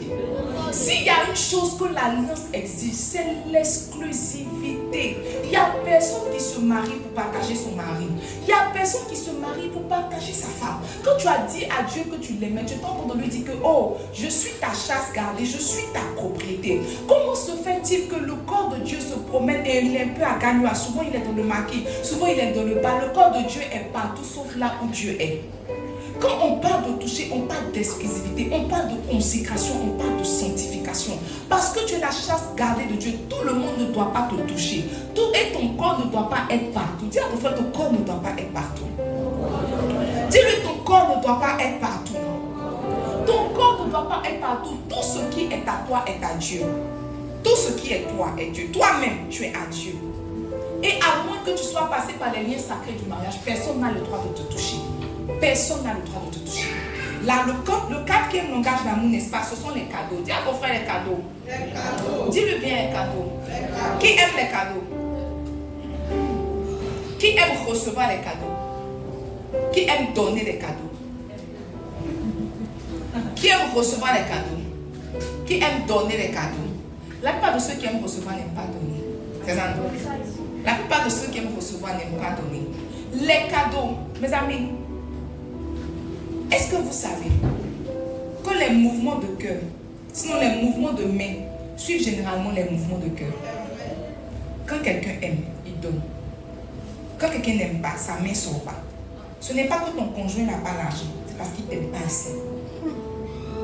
Quand on aime, on donne, on se débrouille. Dernièrement, il y a une vidéo qui a fait un peu le buzz sur Facebook. Et il y a un homme qui expliquait, il est ébéniste. Et il expliquait combien de fois il mettait sa femme à l'aise avec son simple salaire d'ébéniste. Et il ne lui permettait pas de contribuer, n'est-ce pas? Parce que tu vois, son amour est tellement monté que quand il voit sa femme comme une reine. Mais toi, tu dis que comme elle a fait des études, elle a gardé 70%, toi tu as les 30%. La majesté. Le Seigneur. Ou mais tu dis que, faisons 50%. Ou mais tu dis que, non, tu es dans la maison, tu vas que manger. Tu vas manger seulement, tu vas manger seulement, tu vas manger seulement, tu vas manger seulement. Tu vois, ce n'est pas manger qui est le problème, c'est ton amour qui n'est pas capable de couvrir tout ça. Quand quelqu'un aime, il donne. Il a dit que Dieu a tellement aimé le monde. Il a tant aimé. Son amour était tellement beaucoup qu'il a décidé de donner ce qu'il a fait de plus précieux. Très souvent, on parle des 1000 holocaustes de Salomon, n'est-ce pas? On dit que Salomon est parti à Gabaon, il a sacrifié 1000 holocaustes et l'Éternel est descendu. Dieu lui a donné ce que tu veux. Il dit, je veux la sagesse. Dieu dit qu'en plus de la sagesse, je vais te donner de l'argent, tout et tout, tout et tout. Mais le verset ne commence pas par là. Donne-moi un roi, s'il te plaît. Le verset ne commence pas par là. Un roi, toi, la Bible dit que Salomon aimait l'Éternel. C'est pas ça que le verset commence. Le verset ne commence pas par son offrande à Gabaon. Le verset commence par le fait que Salomon aimait l'Éternel et suivait les coutumes de David son père. Seulement, c'était sur les hauts lieux qu'il offrait des sacrifices et des parfums. Allons. Le roi se rendit à Gabaon pour y sacrifier, car c'était le principal des hauts lieux. Salomon offrit 1000 holocaustes. Il a offert 1000 holocaustes. Pourquoi? Parce qu'il aimait l'Éternel. La qualité de ce qu'on donne, n'est-ce pas, de ce qu'on te donne, expose à la qualité de l'amour qu'on ressent pour toi. Il y a des choses qu'on te donne là. Tu sais combien de fois on t'aime. Il y a des choses, on va, la personne rentre dans un magasin, on dit que la vie est 200 000, il dit donnez ça à ma femme. On rentre dans un autre magasin, on dit que la vie de 200 000, c'est cher, il n'y a pas pour 5 000 là-bas. Pour 5 000 là-bas, il dit que ma femme il t'a envoyé un cadeau. Il t'aime, mais son amour n'est pas large. Quand Salomon a aimé l'Éternel, il a offert 1000 holocaustes. Un holocauste c'est offrande. 2 holocaustes c'est offrande, mais 1000 holocaustes aussi c'est offrande. Il y a offrande et puis offrande. Dis à ton frère, il y a offrande et puis il y a offrande. Dis à ton frère, il y a cadeau et puis il y a cadeau. Maintenant tu vois, quand on aime Dieu, quand on aime, quand on veut aimer Dieu et qu'on veut lui offrir des cadeaux, Dieu ne mange pas l'argent. Dis à ton frère, Dieu ne mange pas l'argent. Il dit que l'or et l'argent lui appartiennent. La première chose qu'on donne en cadeau à Dieu, c'est sa vie. Je veux que tu demandes doucement à ton voisin, tu as donné ta vie à Jésus. Il faut lui demander, tu as donné ta vie à Jésus. Il ne faut pas croire que parce qu'il est venu à l'église, il a donné sa vie à Jésus. Demande-lui, tu as donné ta vie à Jésus. Le premier cadeau que tu peux offrir à Jésus, c'est ta vie. La première chose que tu peux mettre sur l'autel, c'est ta vie. Parce que tu vois, l'argent que tu veux venir déposer, c'est lui qui t'a donné. Ce que tu veux venir produire comme service, c'est lui qui t'a donné. Le premier cadeau qu'on offre à Dieu, c'est sa vie. On dit Dieu, parce que je t'aime, je veux te donner ma vie. Parce que je t'aime, je veux sacrifier ce que j'ai de meilleur. Quand un homme aime une femme, elle accepte de perdre. Quand une femme aime un homme, elle accepte de perdre même le nom de son papa pour porter son nom, n'est-ce pas? Elle est prête à renier son identité de base pour porter une nouvelle identité. Comment se fait-il que tu dis que tu aimes Dieu, mais tu ne veux pas laisser ta vie passer? Comment se fait-il que tu dis que tu aimes Dieu, mais tu ne veux pas laisser tes habitudes dernières, tes habitudes d'hier, tu ne veux pas les laisser? Tu veux venir à Dieu avec tes mêmes comportements. Tu veux venir à Dieu, mais que Dieu t'accepte avec ta fornication, que Dieu t'accepte avec ton orgueil, que Dieu t'accepte avec le mauvais état de ton cœur, que Dieu te prenne tel que tu es parce qu'on est au McDo. C'est pas comme ça. Quand on aime Dieu, on lui donne sa vie et on lui fait une offrande de sacrifice. On ne lui prête pas. Nous sommes nombreux à avoir prêté nos vies à Dieu. Je ne parle pas de prêter, je parle de donner. Quand tu donnes à quelqu'un, la personne décide d'en faire ce qu'elle veut. Tu ne peux pas me donner chaussures aujourd'hui. Aujourd'hui, je vais porter lundi. Tu dis que non, je suis que c'est pour porter mercredi. En réalité, tu ne m'as pas donné, tu m'as prêté. Quand on donne, on ne décide plus ce qu'on va faire de ce qu'on a donné. Quand on dit Jésus, je t'ai donné ma vie, tu ne viens pas dire encore à Jésus que je t'ai donné ma vie, mais tu vois, Ibrahim est dans mon cœur. Prends ma vie, mais prends-moi avec Ibrahim. Non. Tu donnes ta vie à Jésus. Jésus regarde dedans. Si dans ton cœur il y a Ibrahim, si Ibrahim peut aller avec ses desseins, il laisse Ibrahim. Si Ibrahim ne va pas ses desseins, allez, on enlève Ibrahim et on met Moïse. Et on met Moïse. La première chose que tu peux donner en cadeau à Dieu, c'est ta vie. Si tu veux faire cadeau à Dieu, donne-lui ta vie. Dis à ton frère, donne-lui ta vie. Dis-lui, donne-lui ta vie. Donne-lui ta vie. C'était lequel langage d'amour? C'était le quatrième langage d'amour. Le cinquième langage d'amour, c'est le service rendu. Dis à ton frère, le service rendu. Quand on aime quelqu'un, on lui rend service. Mamsie disait que son langage d'amour, c'était le service rendu. Combien de fois que son mari lui rend service, ça excite son amour. La dernière fois, elle arrive à la maison, son mari a préparé, elle a mis un statut. La dernière fois, elle arrive à la maison, son mari a lavé, elle a mis un statut. La dernière fois, elle arrive à la maison, son mari a peigné ses cheveux, elle a mis un statut. La dernière fois, elle a son mari doucement. Ils n'ont qu'à trouver la nounou, sinon on est foutu à son mari. Je suis rentrée à la maison, alors que j'étais fatiguée, mon mari a fait de la béchamel. C'est un statut, on est obligé de mettre que. Je suis rentrée à la maison alors que j'étais fatiguée. Mon mari a chauffé l'eau. Je suis rentrée à la maison alors que son langage d'amour, ce sont les services rendus. Parce qu'en réalité, son mari pouvait rentrer à la maison et puis attendre qu'elle vienne piler le photo. Donc elle se dit que si quelqu'un peut me rendre service, si quelqu'un peut alléger ma tâche, c'est que la personne m'aime. C'est que la personne peut se dire que ma femme va venir, elle est épuisée, n'est-ce pas? Ma femme va venir, elle est fatiguée. Pourquoi la fatiguer? Attends, je vais framponner quelque chose à la venir. Mais si c'était toi, donc elle est venue, je dis que c'est que l'église on fait jusqu'à 20h, donc je ne mange pas. Je t'ai pris chez mes parents, c'est pour ma famille. Allons chez ton papa. Papa, depuis qu'elle a rencontré Jésus, elle ne me donne plus à manger. Depuis qu'elle m'a chez la femme là, j'ai maigri. J'ai maigri. Ton papa aussi te dit quitte cette église. Toi aussi tu quittes cette église. Le feu sur toi, ton papa, ton mari. Le feu sur votre maison, sur le feu sur vous quatre. Le feu. Tu vois, les services rendus, c'est un langage d'amour. Combien de fois la personne est prête à se plier en quatre pour te faire du bien? Et tu vois, quand quelqu'un aime Dieu, il le sait. Comment se fait-il que ça fait 1 mois, 2 mois, 3 mois, tu es dans une église, tu n'as pas encore rejoint un département? Tu n'aimes pas Dieu. Tu n'aimes pas Dieu. Tu veux venir figurer, tu veux venir paraître. La dernière fois, je plaçais les chaises, j'ai vu mes chaises là sont rentrées dedans comme ça. Mes chaises là sont mousselées, finies dans mes chaises. Dès que tu viens, tu t'assois, tu te places, tu te tournes sur mes chaises, tout mousselé. Les serviteurs, ça ne fait pas. Les serviteurs s'arrêtent, ils vont chercher les âmes. Ils chantent, mais toi, de 9h jusqu'à midi, tes fesses sont sur mes chaises, mousselées déjà finies.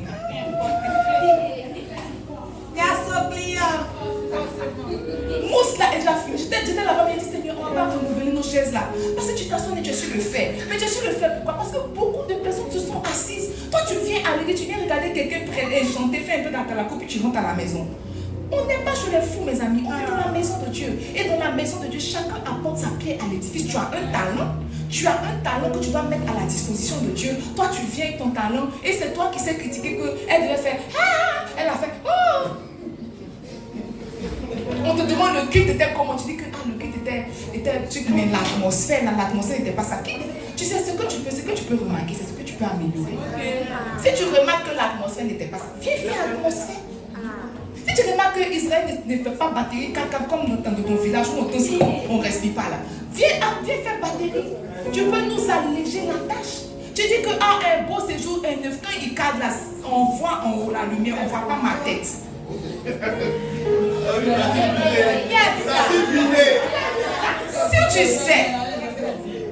Si tu sais comment on cadre là, prends tes 2 pieds, arrête-toi devant la caméra, derrière la caméra, et puis mets bien mon visage à la télé. Ce que tu peux remarquer, c'est ce que tu peux améliorer. Parce que tu vois, il y a des gens qui n'ont pas remarqué ce que tu as remarqué. Si c'est toi qui as remarqué, c'est que c'est toi qui peux améliorer. Tu es dans une église, tu ne fais rien. On va prêcher sur le service, on va prêcher sur servir Dieu. On va prêcher 4 malédictions attachées à ceux qui ne savent pas. Pour essayer de toucher ton cœur. Mais toi, les trucs comme ça ne te touche pas. Tu t'en fous même de la malédiction.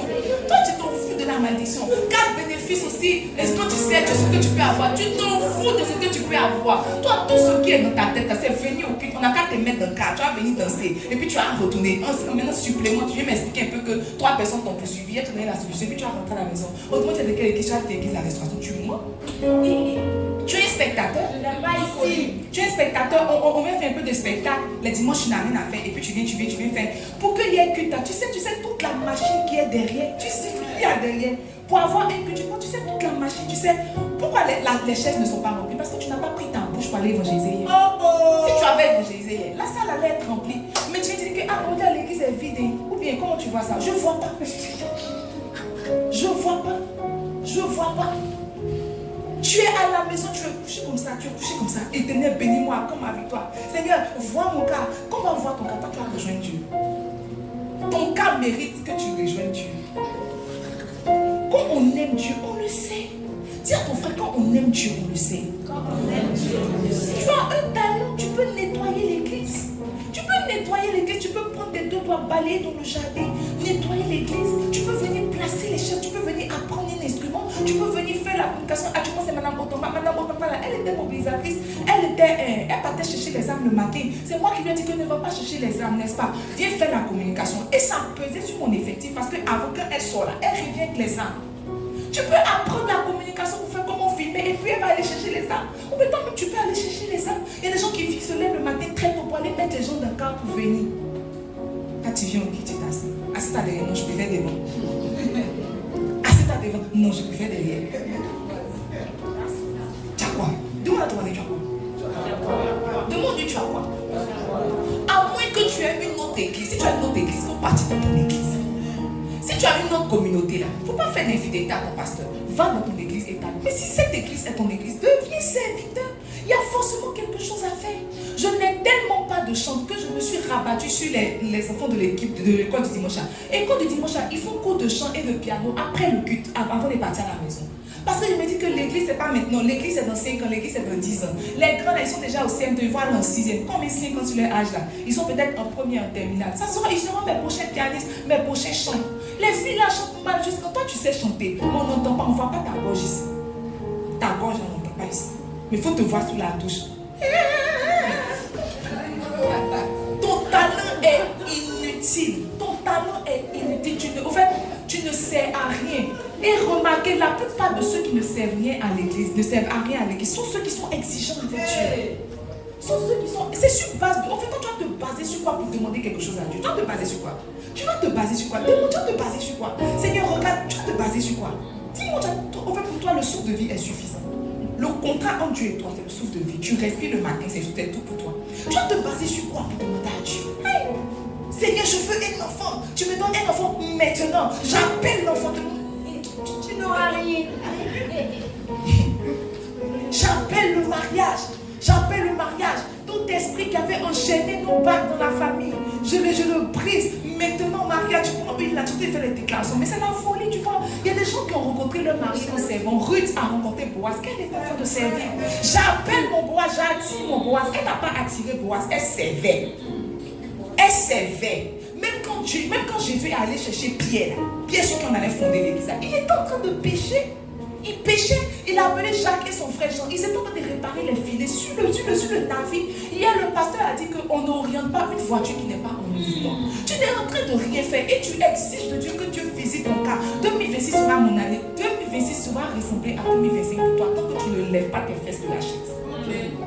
Il faut faire quelque chose dans l'église. Il y a tellement de choses à faire dans l'église. Toute ma première génération, c'est des personnes que je veux mettre sur le terrain pour aller chercher les âmes pour venir. Mais quand eux tous vont partir, qui va rester? Qui va rester? Madame Kwadjobi, elle est évangile. Quand Madame Kwadjobi sort, elle peut venir avec un cas. Si elle est partie, c'est la voix de qui on va entendre pour chanter? Qui? Voici la plupart des personnes qui sont à l'église, c'est Séphora qui les a gagnées. Si elle s'en va, qui va recevoir ADN? Personne. Donc je suis obligée de les garder. Voici la responsable de l'école du dimanche. C'est un très bon pasteur, c'est un très bon berger. Si je l'enlève chez les enfants, qui va faire rien? Mais tu es assise là comme ça. Tu es assise là. Tu ne peux pas venir apporter ta pierre à l'église. Même quand on t'a placé dans un département, viens faire réunion, je ne peux pas. Viens, on va prier, je ne peux pas. En fait, tu as rejoint les départements juste pour rejoindre les départements. On dit que peut-être que tu ne sais pas faire, mais viens faire les cours d'affermissement. On va te montrer. Ça aussi, ça ne t'intéresse pas. Tu es venu faire quoi ici? Demande à ton frère, tu es venu faire quoi ici? Qu'est-ce que tu fais ici? Demande, tu es venu faire quoi ici? Donne-moi Luc 10, verset 2. Il dit que, donne-moi Luc 10, verset 2, pardon. Je peux avoir mon verset Luc 10, verset 2. Tous inutiles autant, les uns que les autres. Même ceux qui servent ne servent pas. Luc 10, verset 2. Il leur dit, la moisson est grande. La moisson est grande, mais il y a peu d'ouvriers. Priez donc le maître de la moisson d'envoyer des ouvriers dans sa moisson. La moisson est grande, il y a tellement de choses à faire. Il y a tellement de choses à faire. La moisson est grande, mais il y a peu d'ouvriers. Il y a peu d'ouvriers, il n'y a pas des ouvriers. Et même quand les ouvriers sont là, ce ne sont pas des ouvriers de qualité. Et même quand on veut essayer d'élever la qualité des ouvriers, les ouvriers ne peuvent pas parce qu'eux, à midi, ils doivent aller pipier foutu. Pourtant, tu es le premier article que tu aimes Dieu. Mais aimer Dieu, ça passe par le service, mes amis. Ça passe par le service. On a donné nos vies à Jésus. On a dit, tu peux faire de nos vies ce que tu veux. Donc, s'il a décidé de faire de ma vie une vie pastorale, je prends le ministère pastoral et j'assume. J'assume. Tu as l'église, tu ne fais rien. Tu viens seulement, tu t'en vas, tu viens, tu t'en vas, tu viens, tu t'en vas, tu viens, tu t'en vas. Puis on doit t'appeler pour savoir, est-ce que Dieu a déjà venu? Non, je ne peux pas. Non, pardon, fais ton culte avant d'aller faire ton programme. Ah, c'est parce que tu as parlé. Regarde les couleurs, il y a rien que tu fais. Dis à ton frère, ressaisis-toi. Dis-lui, ressaisis-toi. Dis-lui, ressaisis-toi. Ressaisis-toi, ressaisis-toi. Il ne suffit pas de venir à l'église. Quand on aime Dieu, on sait. On le sait, avec les ressources qu'on a. Peut-être qu'on n'a pas tous les mêmes talents. On a dit qu'à un, il a donné 100 ans. À un, il a donné 1. À l'autre, il a donné 5. À l'autre, il a donné 2. Mais le fait est qu'ils ont fructifié. Et celui qui n'avait pas fructifié le talent, on l'a appelé serviteur méchant. Il ne faut pas avoir la prétention de te donner un nom que le ciel ne t'a pas donné. Tu t'appelles un Zéna, prunelle de Dieu. Toi, quand le ciel te regarde, tu es méchante. Le ciel te regarde comme Zéna, méchante. Je suis la préférée de Dieu parce que hier tu as évité accident. Dieu fait lever son soleil sur les bons comme sur les méchants. Ce n'est pas parce que tu as évité accident que tu es la préférée de Dieu. Quand le ciel te regarde, tu es méchant. Tu viens à l'église, tu fais rien. Mes amis, toi tu fais vigile. Toi tu es portier. C'est pas toi tu es vigile, non. Tu fais sécurité. Tu ne peux pas être protocole. Tu ne peux pas être portier. Tu ne peux pas. Les gens tombent ici, ils sont obligés de attraper les femmes là, vous allez tomber, vous n'avez pas les petites formes. Vous allez tomber sur les femmes là, comme ça. Toi tu es garçon, ta force là, va venir t'arrêter, tu vas attraper, on va chasser les démons. Toi c'est là, on fait un petit dans un petit comme ça. Tu regardes comme ça, et c'est l'esprit est parti. Tu es méchant, tu es méchant, tu es méchant. On a mis Samuel pour faire les versets, pour qu'il apprenne, pour qu'il apprenne. Actuellement c'est pas parfait, mais bientôt ça sera parfait parce que tous ceux qui sont versés, ils ne sont pas nés avec versets dans leur temps. Jeanne d'Arc a appris, Maman Motonga a appris. Même Sephora, quand j'avais personne, c'était Sephora qui faisait les versets. Sephora a appris, donc Samuel peut apprendre, il va mettre les versets. Beau séjour n'a jamais touché caméra. Le jour caméra est venu là, il cadre souvent, mais il cadre tout sauf moi. C'est bon. Il cadre tout, en tout cas ici là, parce que la caméra, mais il va tout cadrer sauf moi. Mais tu vois, l'abbé dit de ne pas mépriser les frères comme ça. Donc on prend. Bientôt, il sera fort. Il sera fort. Il va maintenant, comme il va cadrer, même il va cadrer l'onction. Il va cadrer, il va cadrer. Il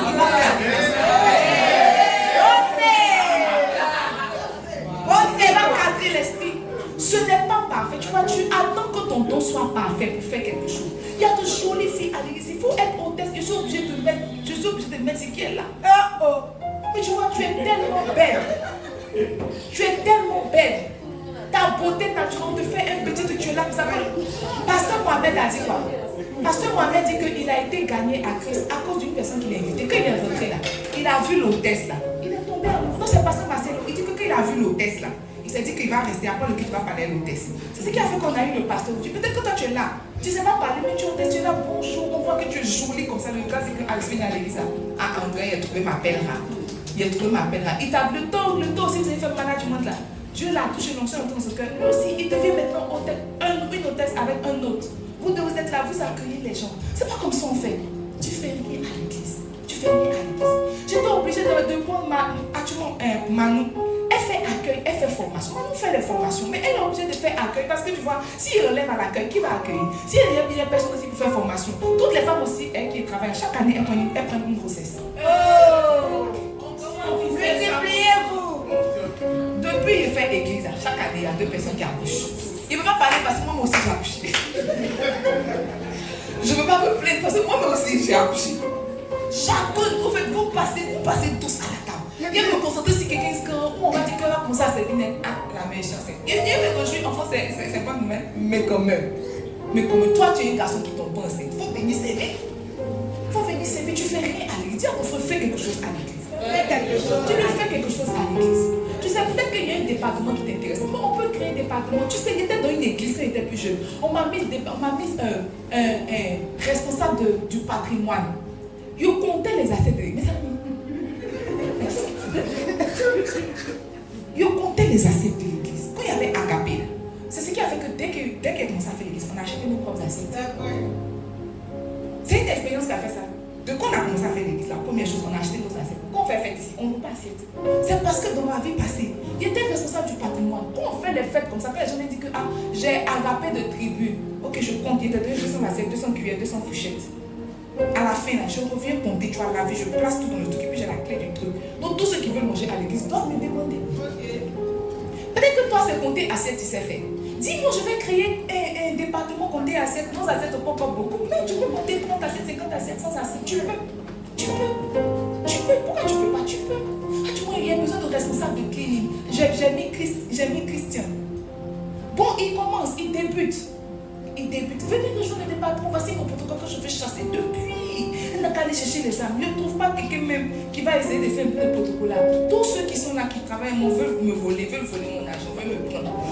Son protocole est plus souvent qu'elle vend un peu mon argent, elle cache. Mais vous-même, quand vous allez voir à la main, il a fait te dire, mais on va partager. À la main, j'ai vu ton truc. Dans la main, tu as 10 000. Dans la main, tu as 10 000. En même temps, que la main, il n'y a pas de transport.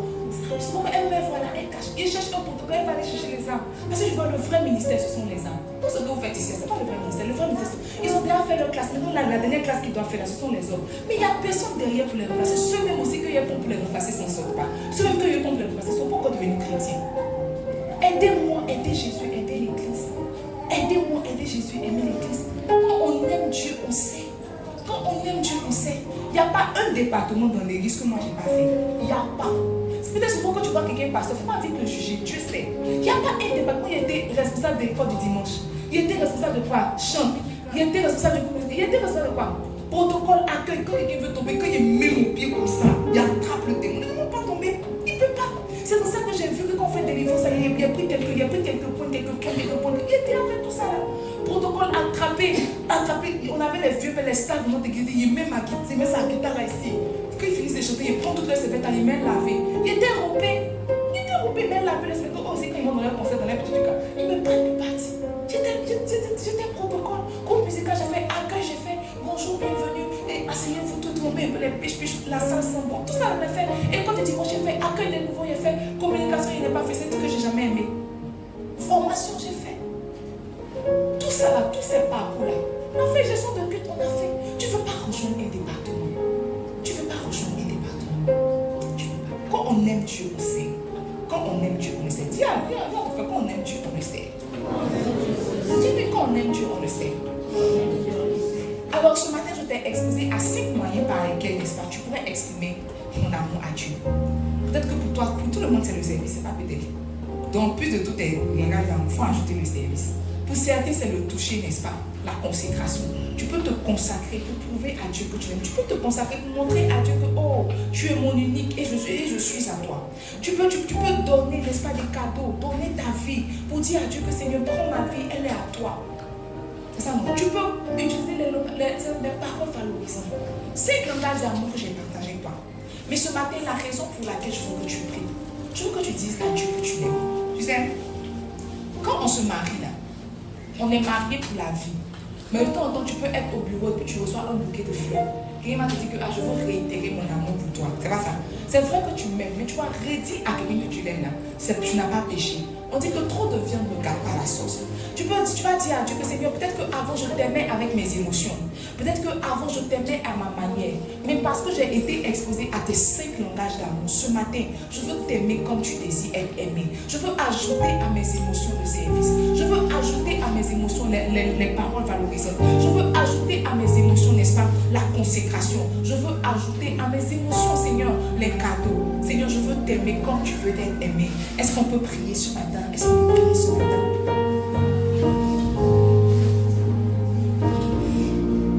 Est-ce que quelqu'un peut parler à Dieu ce matin?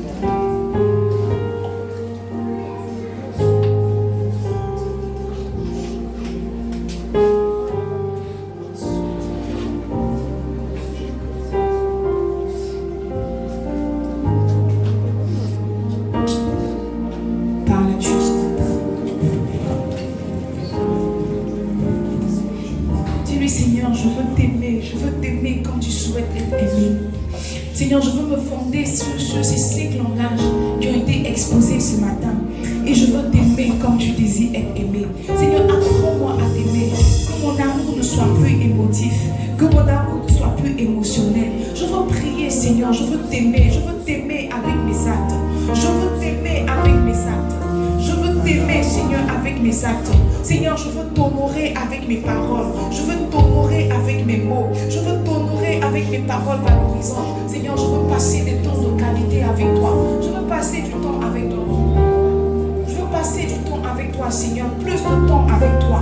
Seigneur, je veux rester avec toi dans la prière. Je veux avoir des temps d'intimité avec toi. Je veux avoir des temps d'intimité avec toi. Seigneur, aide-moi à t'aimer. Aide-moi à t'aimer comme tu souhaites être aimé. Aide-moi à t'aimer. Seigneur, je veux te servir. Je veux disposer ma vie pour te servir. Que ma vie te serve. Que ma vie t'honore. Que ma vie te serve. Que ma vie t'honore. Seigneur, je veux de par ma consécration. Je veux de par ma consécration. Je veux de par ma consécration, Seigneur, pour prouver mon amour. Seigneur, je veux te donner, Seigneur. Je veux te donner, je veux te faire des offrandes. Et la première offrande, Seigneur, que je veux te faire, c'est l'offrande de ma vie. Seigneur, c'est l'offrande de ma vie. C'est l'offrande de ma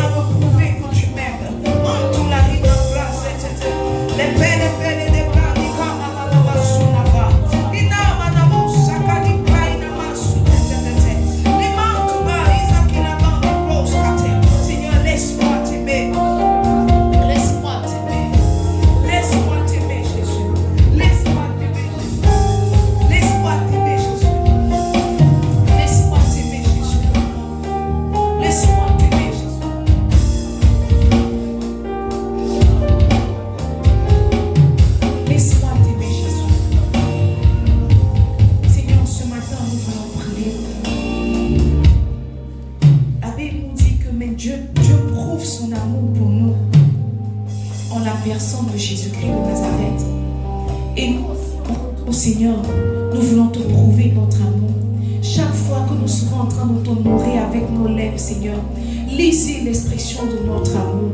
Chaque fois que nous serons en train, Seigneur, de te donner, de te servir, Seigneur, lisez l'expression de notre amour, Seigneur. Apprends-nous à t'aimer. Tu as dit dans Jean que sans toi, nous ne pouvons rien faire. C'est toi qui peux nous aimer, qui peut nous aider, Seigneur. C'est toi qui peux nous orienter. Je veux prier que l'amour de Dieu soit répandu dans nos cœurs par la personne du Saint-Esprit.